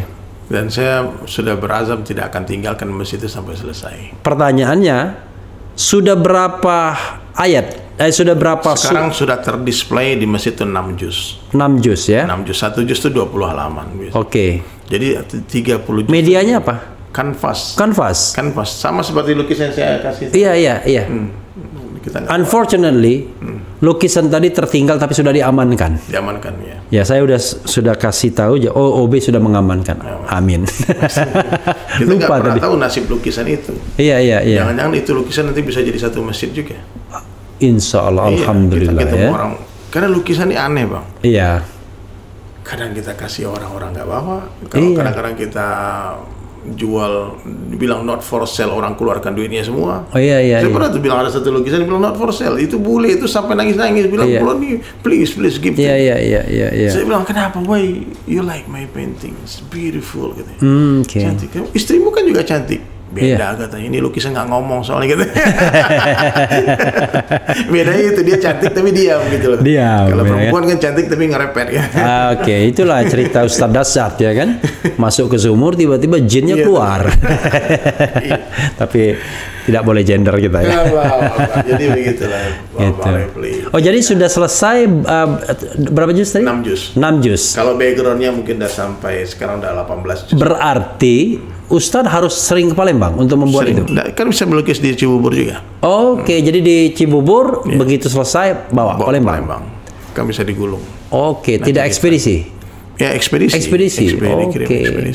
Oke. Pokoknya ini akan menjadi project pertama di dunia. Saya udah googling, ada nggak pernah sebelum saya ini pelukis melukis 30 juz Al-Quran? Iya. Ada nggak masjid yang di atasnya itu dihiasi oleh Al-Quran 30 juz? Jadi rencananya itu akan di-display di lantai 4 masjid itu. Oh, di lantai 4. Oh, seperti sebagai museum juga ya. Jadi galeri gitu ya. Galeri Al-Quran ya. Jadi kita enggak dijual. Itu semua karena milik donatur kan? Iya. Nah, itu boleh dijual seizin donatur. Jadi kalau dia jual berarti saya harus bikinkan lagi halaman yang sama. Oke. Ada orang jadi bisa begitu ya bisa. Nanti. Jadi gini Bang, ada orang yang donasi 10 juta tapi dia bilang aku pengen lukisannya di rumahku. Nggak apa-apa. Saya bikinkan lukisan, dia order halaman 50 kan. Iya. Nah, berarti halaman 50 ada 2. Satu di rumah dia, satu di masjid. Di masjid. Oke. Gitu. Oke. Ya apa-apa. Yang penting intinya sebetulnya kita mau donasi untuk masjid. Iya. Karena zaman mau sekarang lukisannya di mana itu soal lain ya. Tidak ada masalah. Karena zaman sekarang zaman pandemi krisis. Kita sudah display nomor rekening, Bang. Nggak bergerak donasi, Bang. Iya. Nah, ada orang yang kirim. Yang kirim donatur tetap aja. Iya. Jadi gimana cara bikin gimmick supaya orang tertarik? Ya lukisan inilah. Nah ini semua daya tarik aja. Bang, ayo Bang ikut. Itu perantara ya? Perantara. Iya, wasilah. Iya, wasilah. Intinya kalau dia mau nyumbang tanpa lukisan ya lebih bagus lagi lah. Kan? Jadi tidak ada motivasi apa-apa kan? Nggak ada. Iya. Jadi nggak ada, saya bilang sama teman-teman, ya saya orang Jakarta, tinggal di Jakarta, bukan orang Palembang. Iya. Jadi tugas saya cuma menyelesaikan masjid ini. Bukan hanya masjid itu saja, kita banyak bangun masjid di banyak tempat juga. Iya, iya. Karena janji Allah itu pasti, Bang Refli, dia siapa yang membangun masjid di dunia meskipun sebesar sarang burung. Iya. Sarang burung berapa besar? Sebesar batu bata. Iya. Jadi teman-teman yang nggak punya duit nih, 1 miliar, nggak punya duit 100 juta, kalian punya duit 10.000, beli satu batu bata, titip di masjid. Oke. Bang, boleh nggak titip batu bata saya di masjid ini? Dan itu jadi istana di surga. Bahkan ada nanti orang masuk surga gara-gara kerikil. Dia bingung, kenapa ya Allah ini kerikil nih aku dapat istana di surga. Diceritakan sama malaikat, dulu waktu kamu duduk-duduk depan warung, di depan masjid, tiba-tiba ada sapi yang hendak menabrak dinding masjid yang lagi disusun batu batanya. Oke. Lalu kamu iseng ngambil batu, lempar sapi, pantulannya masuk ke adukan semen. Batu itu yang menjadi istana di surga. Oke. Kita nggak pernah tahu, Bang. Makanya jangan pernah meremehkan kebaikan sekecil apapun. Iya. Ada 3 yang nggak boleh diremehkan. 1. Yang pertama, kebaikan. Kebaikan. Sekecil apapun. Karena Allah merahasiakan ridhonya dalam kebaikan ini. Yang kedua, maksiat. Tidak boleh diremehkan dampak buruknya ya. Karena Allah merahasiakan murkanya dalam kemaksiatan. Oke. Yang ketiga, nggak boleh meremehkan orang lain. Oke. Karena Allah merahasiakan wali-walinya. Allah merahasiakan kekasihnya. Kita nggak tahu orang yang kita zalimi, tahu kekasih Allah gimana. Oke. Maka hati-hati kita, jangan meremehkan maksiat sekecil apapun, jangan meremehkan amal soleh sekecil apapun, jangan meremehkan siapapun juga. Oke. Maka hati-hati netizen nih komen-komen sembarangan, pakai fake account. Allah tahu itu siapa yang nulis. Iya, iya. Orang kalau takut akhirat, Bang, takut mati, dia nggak mungkin sembarangan, nggak mungkin dia menulis sembarangan, caci maki sembarangan. Iya, iya. Sekarang sosial media ini nggak main-main, Bang. Iya. Seakan-akan banyak orang takut dengan akhirat, takut dengan Allah. Betul-betul. Walaupun kadang-kadang robot juga yang itu ya. Iya. Ustaz. Nah, maka jangan baperin ya. Kalau baperan kalau main iya. Kita harus. Makanya saya kadang-kadang saya bacain Ustaz. Ustaz, ini biar kita memenuhi janji kita kepada pembaca ya. Jadi saya ganti peci ya. Jadi coba kita lihat yang nanya tapi yang kira-kira yang benar ya, benar-benar nanya. Soalnya benar-benar maki banyak juga. Tapi maki yang lain bukan nggak ada. Tapi kita nggak ada topik hubungannya. Iya, banyak begitu. Gitu ya. Materi yang lain komentarnya beda ya. Sama, jadi memang rata-rata memang gitu. Jadi misalnya ada katakanlah ada ratusan komentar, itu ada yang nyambung, ada yang enggak, ada yang berkelahi di antara mereka. Dia numpang berkelahi di tempat kita. Ada juga begitu. Ya Allah, ya Allah. Oke, kita lihat ini ya. Ini dari depan belum apa-apa bilang rezim rakus apa-apa ini kan. Oke, kita lihat yang mana. Coba kita. Ini kok bilang begitu ya? Waalaikumsalam warahmatullahi wabarakatuh. Oke, Ustadz Dery ya. Tapi mereka bilang Dery Unskizov. Unskizov. Nggak ngerti saya. Oke, kemudian saya pernah ke Pagar Alam Bang Refli naik dempo. Ada hubungannya. Pagar Alam tuh bagus, indah ya. Iya, Pagar Alam ya. Oke, kemudian wah, ini kalau kita cari-cari Tats Dery berikan satu alasan untuk tetap hidup. Gimana? Berikan satu alasan untuk tetap hidup. Satu alasan, mencintai Allah. Allah ya. Jadi itu Allah jadi saja. Allah ya, gitu. Kemudian salam sehat selalu buat Ustadz Dery dan Pak Erham. Ya. Masya Allah, jazakallah khair. Ada yang bilang Ustadz Dery, Masya Allah, ya kan? Ustadz, minta saya lukisan Ustadz yang paling Ustadz sukai. Boleh, nanti dikasih. Boleh ya, nanti dikasih ya, walaupun dia. Caranya gini, kalau mau minta lukisan saya, kalian donasi ke Masjid Baitur Rahman itu. Nah, nanti saya kasih lukisan. Kirim aja bukti transfer ya, Pak. Aku transfer nih 1 juta ya. Oke. Jadi ini sobat multiplier 22 dia nyebut begitu ya. Kirim saja donasi ke Masjid Baitur Rahman. Bisa dilihat di YouTube-nya Ustadz Dery, kemudian Instagram, atau nanti deskripsi di bawah ini. Bukti transfernya itu nanti dikasih hadiah lukisan. Ya, bukti transfernya kemana tuh nanti? Ke Instagram sih. Oh, Instagram ya. Jadi ke Instagram Ustadz Dery dan nanti Ustadz Dery akan memberikan lukisan ya. Kemudian ada yang bilang gara-gara Ustadz itu, Bismillah ya Allah, ingat mati, semua mati. Ya. Coba semua yang nonton sekarang, daripada kalian tulis yang nggak benar, mendingan kalian tulis Subhanallah semuanya. Subhanallah ya. Jadi tolong sobat sekalian tulis saja Subhanallah ya. Tahu nggak? 1 Subhanallah, 1 pohon di surga. Oke, 1 Subhanallah, 1 pohon di surga. Jadi kalau ada 1000 orang menulis Subhanallah hari ini, kita berdua dapat 1000 pohon di surga. Amin ya rabbal alamin. Gak main-main Bang Refli. Makanya sungguh malang orang yang tidak menggunakan ini sebagai sarana dakwah. Kita tinggalkan. Ini nulis Subhanallah semua nih. Kita Subhanallah, Subhanallah, Subhanallah. Subhanallah, Subhanallah. Tapi ini perlu diklarifikasi juga Ustadz ya, sebelum mungkin Ustadz nanti closing statement ya. Ini Ustadz Dery Sulaiman pernah bilang dalam Islam boleh pukul istri. Jadi yang begini-begini kan harus dijelaskan secara jelas konteksnya. Itu kalimat yang panjang yang diputus. Itulah, iya kan? Gini, hanya orang gila yang mengucapkan kalimat itu. Gak mungkin. Iya. Sama seperti ini nih. Baca Al-Quran itu haram di dalam WC. Iya. Dalam WC nggak ditulis sama dia. Iya, jadi haram. Dia bilang baca Al-Quran, dari Sulaiman bilang baca Al-Quran haram. Iya. Dan jadi biasanya itu kalimat cara-cara motong begitu biasanya memang jahat, by intention ya.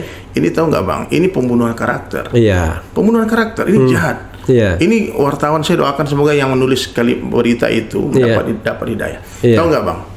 Saya rasa nih semua teman-teman ya, kalau kalian mengenal saya, kalian nggak mungkin membenci saya karena saya tidak membenci siapapun. Saya tidak pernah menghujat siapapun. Wallahi nggak ada. Kalau saya berkarya wajar lah. Kalau mengkritik sebuah kemaksiatan bukan berarti kita benci dengan pelaku maksiat. Kalau kita benci dengan karena penyakit, itu kewajiban amar ma'ruf nahi munkar. Kalau kita benci penyakit bukan berarti benci dengan orang sakit. Kita bunuh penyakitnya, orang sakit kita selamatkan. Nah, bukan kita benci orangnya. Jadi ketika saya membela Ustazah Oki waktu itu, Ustazah Oki kan menceritakan tentang ada orang yang menutupi aib suaminya. Ya, dia tidak menceritakan aib suaminya di hadapan mertuanya. Istrinya tidak menceritakan aib suaminya di hadapan ibunya. Itu kan sebuah point of view-nya itu menutupi aib suami. Kemudian cuma dia berdoa. Kemudian dengan doa itu nanti suami akhirnya berubah, akhirnya jadi lembut, jadi sayang sama dia. Itu poin cerita itu, bukan Ustadz Oki bukan sedang mendakwahkan KDRT. Ustazah Oki. Saya sebagai orang yang menyaksikan kezaliman ini kezaliman. Ini seorang ustazah, beliau doktor loh, S3 loh, bukan ustazah sembarang-sembarangan. Bukan kaleng-kaleng. Saya saksi betul karena saya ikut bantu waktu itu jadi narasumber di penulisan disertasinya dia. Subhanallah, orang baik semacam ini punya madrasah tahfizul Quran, hidupnya untuk dakwah. Tiba-tiba harus di framing sebagai orang jahat. Saya bela lah. Maksud Ustaz Oki nggak begitu. Ternyata di framing, di cut kalimat itu. Akhirnya ribuan orang mencaci maki saya. Bagi saya itu sebuah kebaikan. Kenapa? Transfer pahala buat saya kan. Saya tidak mengatakan hal semacam itu. Saya sudah luruskan. Bahkan ada satu akun centang biru, dia ikut-ikutan posting berita hoax itu. Akun Twitter, akun Instagram, Bang. Lalu saya komen semua orang, saya komen satu persatu, saya luruskan semuanya. Saya tidak seperti itu. Kalau kalian metal, saya juga metal. Ya, kalau kalian gaul, saya juga gaul. Kalau saya suka ini, saya juga seperti itu. Jadi jangan dipikir saya ini orang yang bayangan kalian, yang dikit-dikit kadrun gitu. Kadrun macam-macam lah caci maki tentang orang yang Islam yang berpakaian semacam saya ini. Saya bilang, saya bukan seperti orang yang kalian tuduhkan. Karena saya juga caci maki sama orang seperti itu. Kan? Saya main musik, saya melukis, saya sibuk dengan konten-konten saya yang seni. Akhirnya saya japri semua, Bang. Dan beberapa orang yang saya japri akhirnya minta maaf, menghapus postingannya, dan minta maafin saya, Ustaz, maafin. Bahkan ada yang menjadi sahabat karib saya sekarang. Itu konteksnya gara-gara apa? Tiba-tiba muncul Gak jelas, tiba-tiba aja orang framing saya itu sebagai orang yang membolehkan memukul istri. Kan saya juga bilang, Islam membolehkan memukul istri bukan pada wajah. Bukan pukulan yang menyakiti, bukan melukai. Di pukulan seorang suami kepada istri itu untuk mendidik, bukan untuk menyakiti, bukan untuk membunuh. Seperti anak kita nakal kita pukul, masa kita nggak boleh? Nah, jadi jangan kita ini kan seakan-akan membela wanita, kaum seperti ini.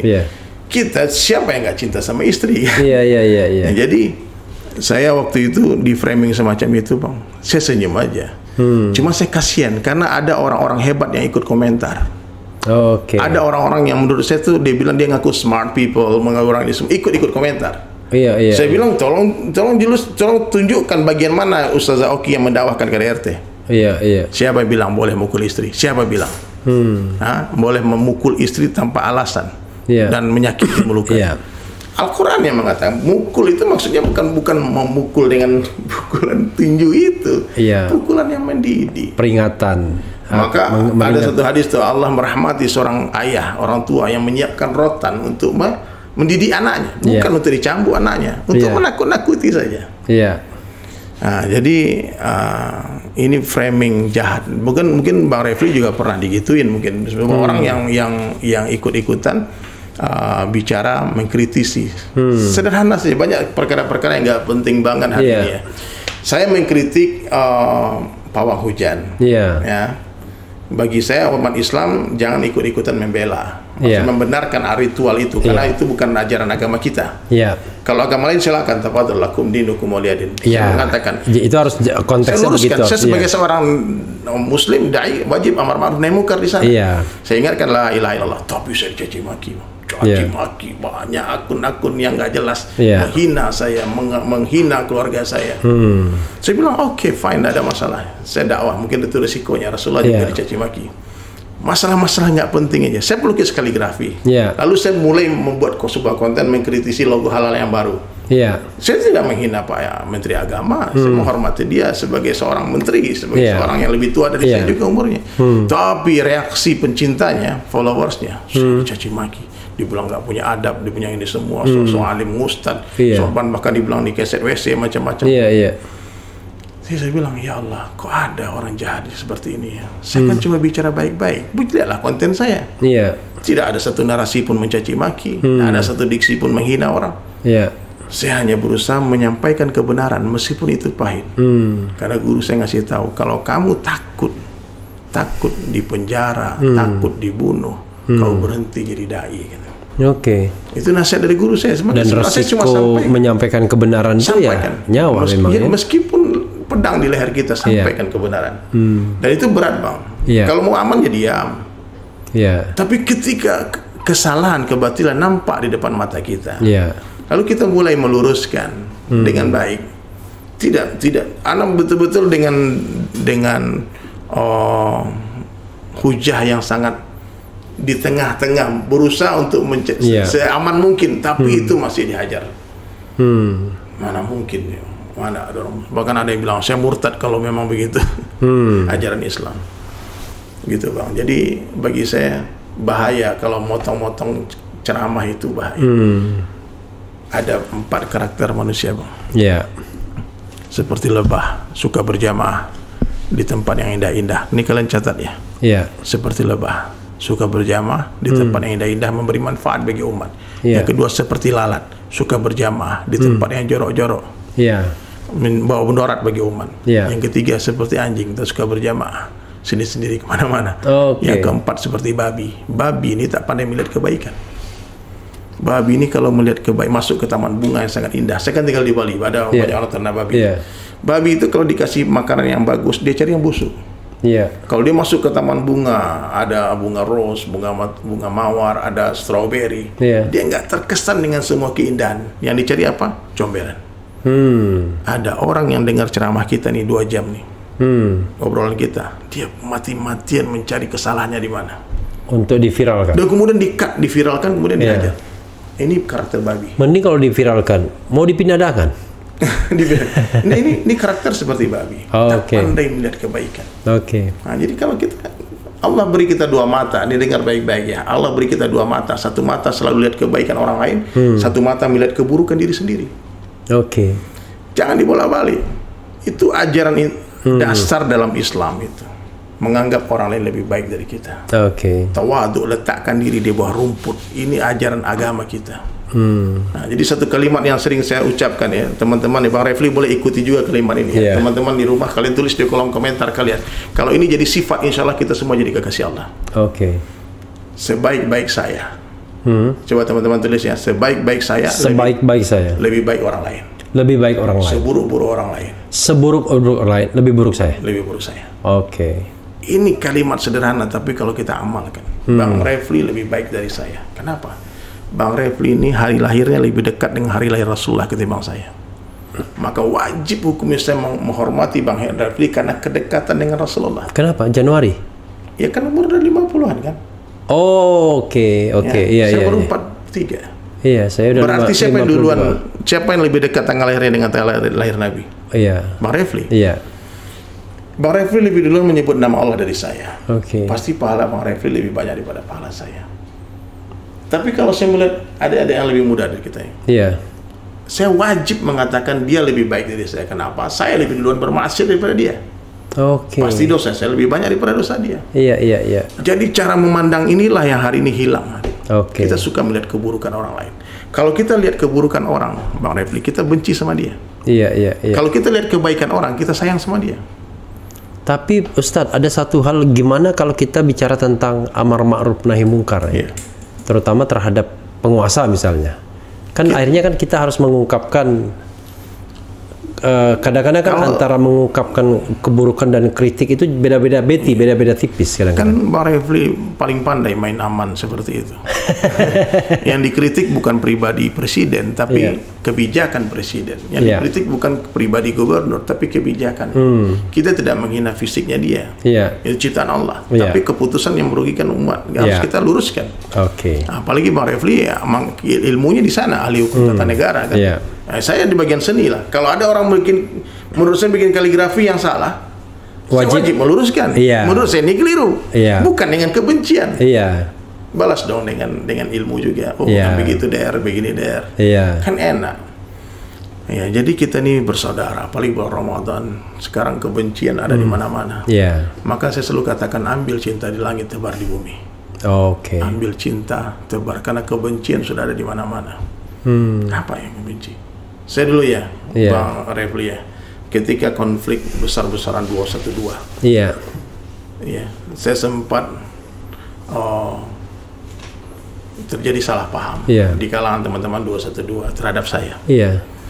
Karena saya juga dekat dengan Ahok. Ahok dari 2015 itu kalau ada acara pasti dia undang saya ke rumahnya, ke kantornya, semuanya. Sementara sama Habib saya juga sayang. Dia sayang sama saya. Jadi foto sama Habib. Iya, sama Habib termasuk IB. Habib Rizik ya. Habib Rizik siap. Subhanallah juga sayang sama saya. Sementara terjadi perselisihan gara-gara Al-Maidah. Al-Maidah. Coba saya harus main di tengah-tengah seperti itu. Tapi ada orang-orang yang tidak bisa menerima itu. Maunya konflik, maunya ribut, berantem terus. Saya katakan, saya datangi dia bukan untuk apa-apa, tapi berdakwah. Saya pengen dia masuk Islam. Kan? Saya datangi ulama-ulama untuk belajar. Ya kan ada dua niat kita datang ke sini. Nah, maka kata Abi Haikal, di hari ini sebetulnya posisi saya pendamai. Kemarin ketika Gus Miftah dengan Ustaz Khalid Basalamah, saya juga bikin konten untuk mendamaikan, bukan untuk menyalahkan. Sama Gus Miftah saya akrab. Betul-betul akrab, kita sering dekat kemana-mana dakwah sama-sama. Sama Ustaz Khalid belum pernah ketemu malah. Tapi justru di konten itu saya bela Ustaz Khalid. Karena menurut saya itu acara wayang salah, offside. Saya sampaikan, tapi nggak semua orang bisa menerima idolanya dikritik. Gitu. Jadi nggak ada masalah. Itu semua orang itu sama dengan Lionel Messi dan Ronaldo. Pencintanya tidak pernah akur siapa yang lebih baik antara Ronaldo dan Messi. Sampai sekarang ya? Sampai sekarang.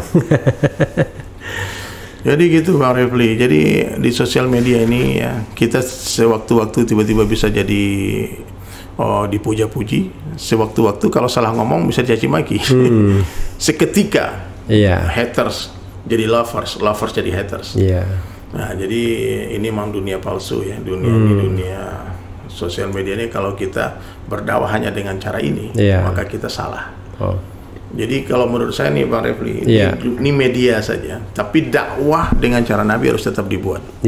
Kita harus tetap bergerak, langsung datang ya, door to door, hati ke hati. Karena di sini, karena teknologi ini kadang-kadang tidak bisa mewakili perasaan. Nggak bisa. Ada atau mewakili apa friendship yang real. Betul. Gitu. Jadi ya udah, kalau menurut saya sekarang ya, kalau kita sudah yakin kita di jalan yang benar, tangan kita cuma dua, mulut orang miliaran banyaknya. Nggak mungkin kita menutup mulut semua orang, tutup saja telinga. Kita tutup telinga, berjalan sampai berjumpa dengan Allah. Karena kalau orang ikhlas itu sudah benar-benar ikhlas, Bang Refli, dipuji dia tak terbang, dicaci tak tumbang. Itu seperti Anies Baswedan itu. Ada itu celok moto dia. Iya, dipuji tak terbang, dicaci tak tumbang. Dipuji tak senang hati, dicaci, dibully tak sakit hati.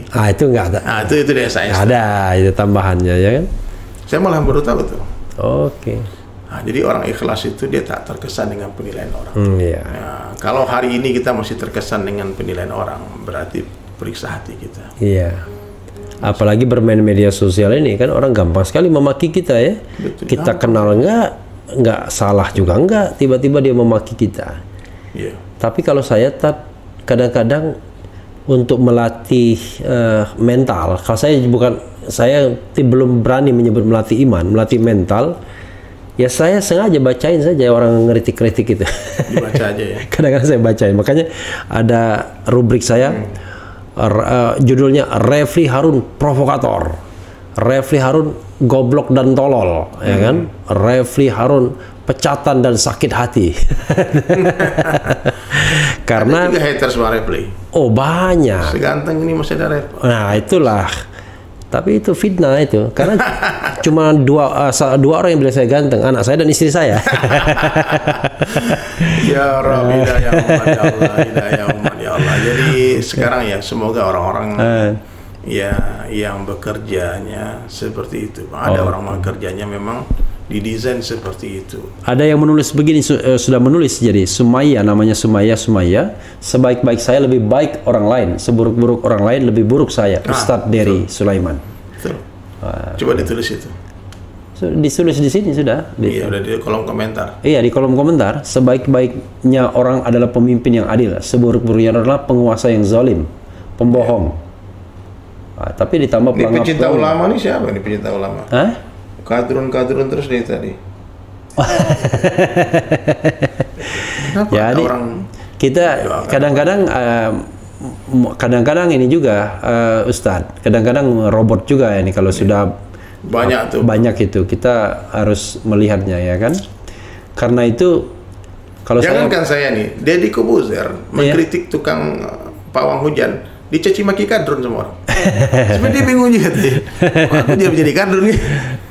Allahu Akbar. Jadi begitulah. Ustadz, saya zolim dengan Ustadz kalau saya membiarkan Ustadz duduk selama lebih dari ini kita sudah 1,5 jam. Nggak terasa ya. Nggak terasa lah 1,5 jam. Bayangkan. Tetapi kita mungkin saya nyanyi satu lagu lagi nanti. Oke. Sebelum closing saya akan sampaikan teman-teman sahabat sekalian. Silakan take your time Ustadz ya. Ini Ramadan time, Ramadan time. Saatnya kita mulai ya. Ini 2/3 malam, 1/3 malam. Ini waktu terbaik ya kalian nonton podcast ini. ya anggaplah kalian dengar majelis ilmu, ya. Insya Allah. Jadi ada beberapa perkara yang penting yang perlu kalian catat ya teman-teman sekalian yang duduk dari tadi tawajuh mendengarkan. Kita harus jadi orang baik. Ini penting, harus jadi orang baik. Dalam pandangan siapa? Dalam pandangan Allah. Orang baik itu ciri-cirinya ada. Yang pertama, ciri-ciri orang baik itu hatinya bersih. Insya Allah. Hati bersih. Nggak ada iri hasad dengki, nggak ada dendam. Hatinya terbebas dari kesyirikan.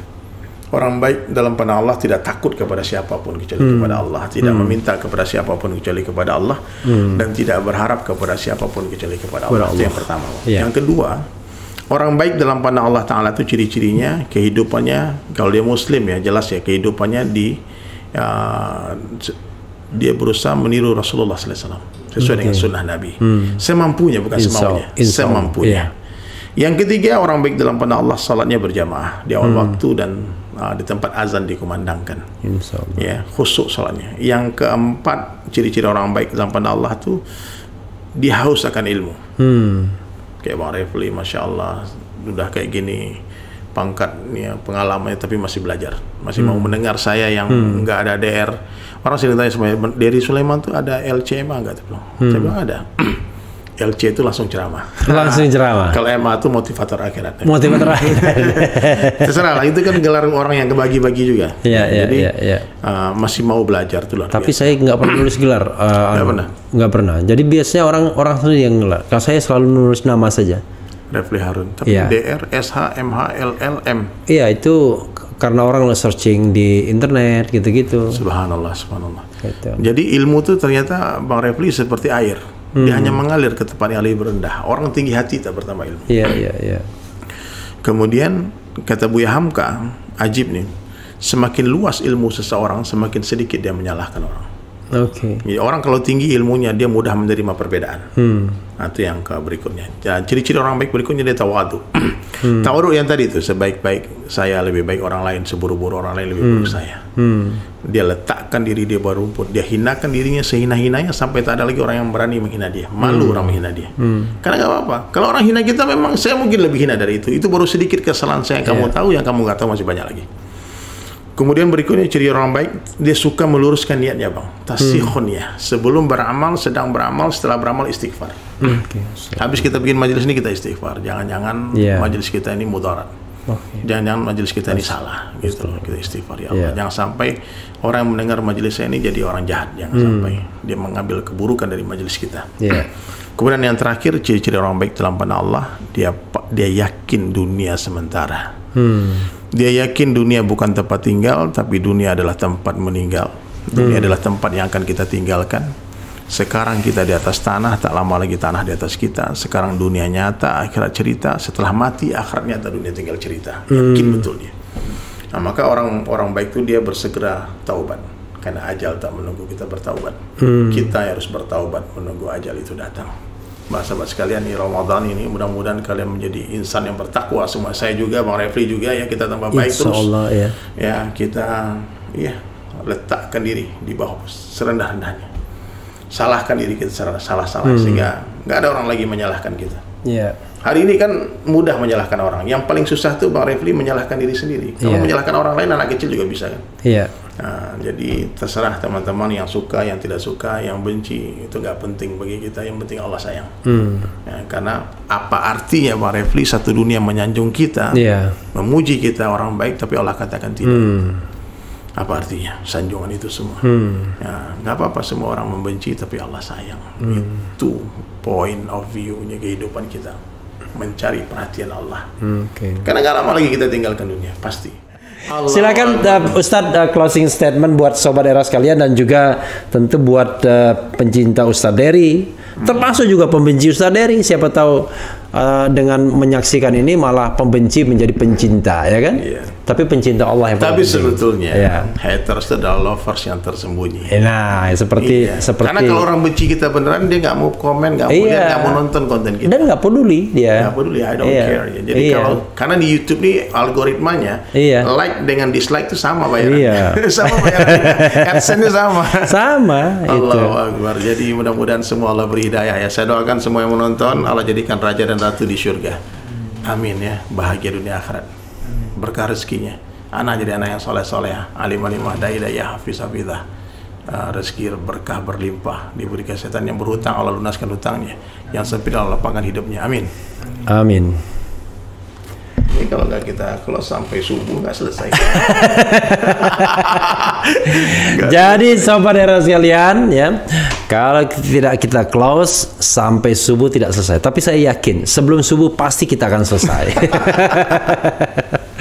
Jadi ya nanti ada pantun nggak? Oh. Refli biasanya bikin pantun. Pantun untuk Ustadz ya. Nah, untuk Ustadz Dery ya. Jadi saya katakan ini tadi sudah jalan-jalan ke Georgia, ya kan? Jauh kali jalannya. Iya, karena jalan tuh kalau jauh dakwah kan semakin besar ya. Jalan-jalan ke Georgia. True. Jangan lupa bawa ikan teri. Luar biasa, kurang kerjaan tuh orang. Tapi hati Refli Harun sangat bahagia bertemu Ustadz Dery. Masya Allah. Saya apalagi senang banget. Kita baru ketemu belum sampai 24 jam nih, tapi seperti udah bertahun-tahun kita bersama. Insya Allah. Allahu Akbar. Jadi Masya Allah.